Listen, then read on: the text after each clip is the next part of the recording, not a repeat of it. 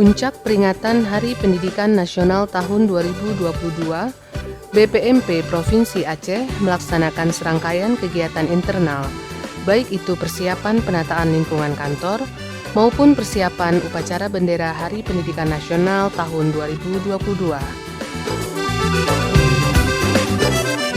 Upacara Hari Pendidikan Nasional tahun 2022 berlangsung di lapangan upacara BPMP Provinsi Aceh, diikuti dengan khidmat oleh seluruh peserta upacara yang menggunakan pakaian adat.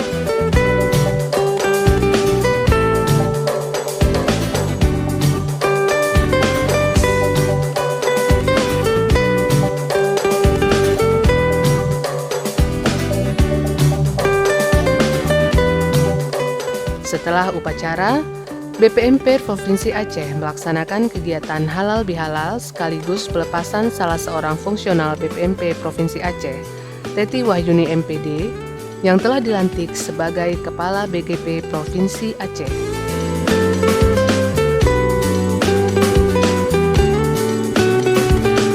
Dengan tema Pimpin Pemulihan, Bergerak untuk Merdeka Belajar, BPMP Provinsi Aceh terus membangun silaturahmi, komunikasi, pemberdayaan, kebersamaan dalam mewujudkan BPMP Provinsi Aceh yang tangguh dan terdepan.